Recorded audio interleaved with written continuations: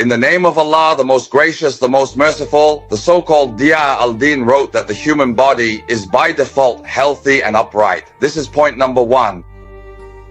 The human body, by its very nature, is healthy and upright, and it will remain in this state as long as there are no violent external inputs or influences.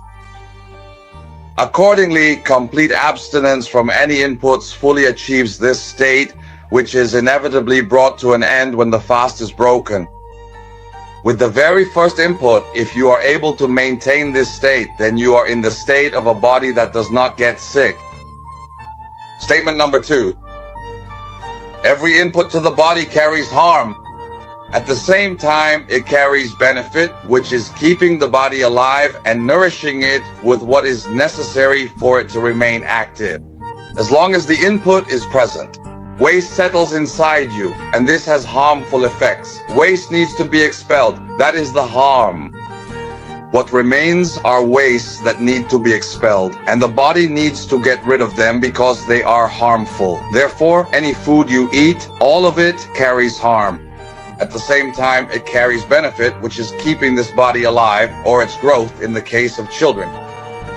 Number 3, the body considers every input as a foreign entity, and accordingly, the human body has a reaction. This reaction is one of 3 things: an immune sensitivity, which follows lymphatic pathways, a central nervous response, which they call the gut-brain axis, or a hormonal glandular response. Hormonal what? Glandular, meaning either intestinal, peripheral, or pituitary, central. Focus with me. Hormonal glandular, 2 types: intestinal, peripheral, which includes insulin, glucagon, serotonin, and gastrin. These are intestinal hormones. Or pituitary central, which operates from the pituitary all the way to the adrenal gland.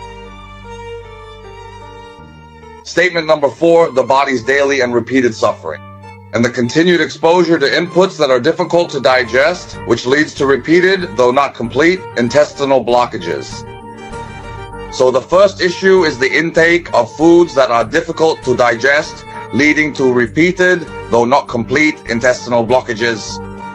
The first harmful residues come from incomplete digestion or from inputs that contain stimulants for the nervous system, the hormonal system, and the allergic immune system, or from inputs that carry explicit toxins such as antibiotic residues, fertilizer and stimulant residues, chemicals, nitrogenous compounds, and pesticide residues, what we call them.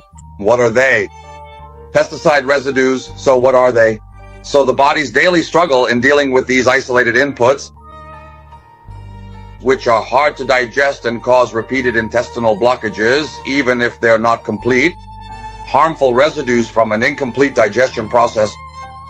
They are stimulants for your nervous, hormonal, and immune systems, leading to 3 types of sensitivities, or outright toxins, like residues of antibiotics, fertilizers, stimulants, colorants, chemicals, fertilizers, and pesticide residues. Statement number 5. This immune struggle represents constant pressure on a body that is continuously resisting. This leads to recurring physical and psychological symptoms that are interconnected but with distant relationships, which is why they are called syndromes. The remoteness of causality in these relationships leads to unclear and vague diagnoses, increasing the suffering as these symptoms shift and escalate due to the interaction between the introduced chemicals, from toxins in food to accompanying medications. So the suffering increases and the symptoms shift and escalate as a result of the interaction between the introduced chemicals, from toxins in food to accompanying medications, which leads to the worsening of symptoms. What is meant here is the randomness of occurrence. What does randomness of occurrence mean? It means you have poisoning from something and you took medication for a certain symptom, but you don't recover from it. So the blood pressure medication combined with the other drug and the poisoning all interact together. It's a drug-drug interaction reaction.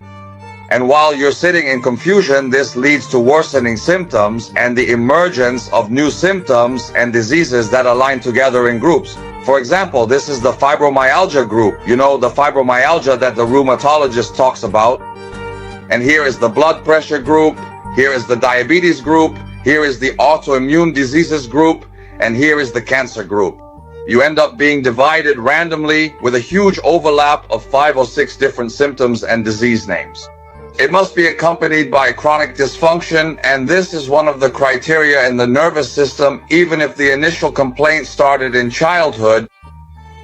With the presence of acid suppressants that have been introduced in the markets for about 20 years since 2005, the worst of the PPIs have been put on the counter. The serious risk and harm should not be neglected. And with the progression of the disease and the emergence of cancers, the role of acid suppressants in causing these symptoms should not be ignored. Number 7, treating what is not the cause, a twinge in the chest, blurred vision, dryness in the mouth, pain here and there, frequent urination, and I attribute it to an open gap, to high cholesterol, to high triglycerides, to the presence of uric acid, to the so-called agreed upon nonsense. I like to call it, what kind of nonsense is this? It's agreed upon because we are the active ones. We are the active ones. We are the clever ones. Come on, customers. Baker 8, the analytical indicators have changed, which are the clinical laboratory and the lab investigations. The change in analytical indicators and new laboratory findings indicates a shift in the body's strategy in cases of chronic stress and provocation. And there is no conclusive evidence that they are the cause of the symptoms or changes accompanying the condition. The cause is that which, when removed, the problem or symptom ends. So again, the change in analytical indicators and new laboratory findings such as elevated blood sugar, urea, creatinine, or uric acid are only indications of a change in the body's strategy in cases of chronic stress and provocation. Furthermore, there is no definitive evidence that they are the primary cause of the symptoms or changes that typically accompany this specific condition.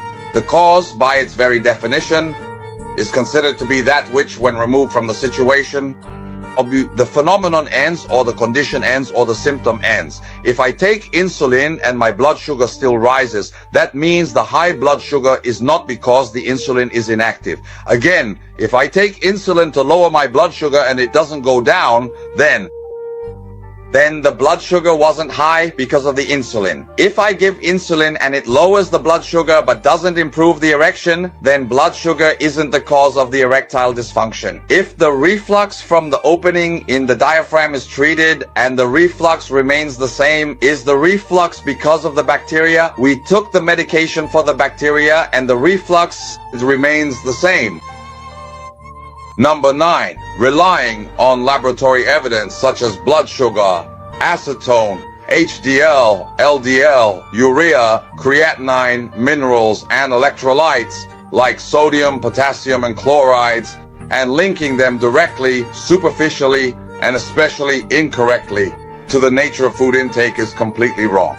Let's go back again to point 9. Relying on laboratory evidence such as blood sugar, acetone, HDL, LDL, urea, creatinine, minerals, and electrolytes, and linking the nature of food to these indicators is 100% incorrect, because these markers are the same across all types of mammals and white organisms, all of which have livers. For example, a crocodile has a liver and a chick has a liver.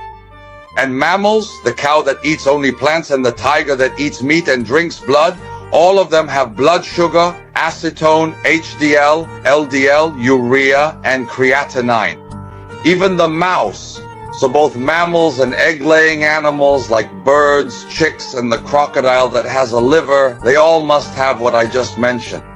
HDL, LDL, acetone, sugar, urea, and creatinine. This is the nature God created. God made it this way. The liver produces these things. The liver produces these things. Whether the animal eats plants, eats meat, or eats both. Anything with a liver. The pigeon, the chicken, and the crocodile.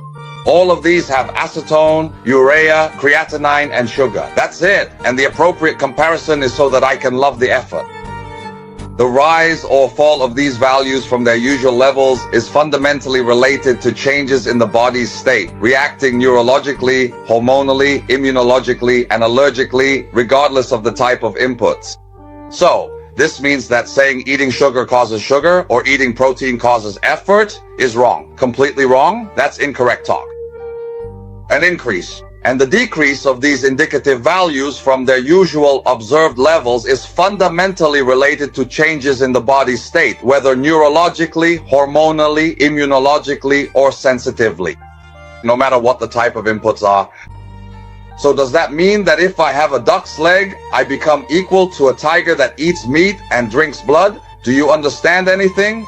I, with a duck's leg, am made equal to a tiger that eats meat and drinks blood. We both have creatinine. I have creatinine. You have urea. I have urea. You have sugar and acetone. I have sugar and acetone, sir. No matter what you eat, yes, your body will react.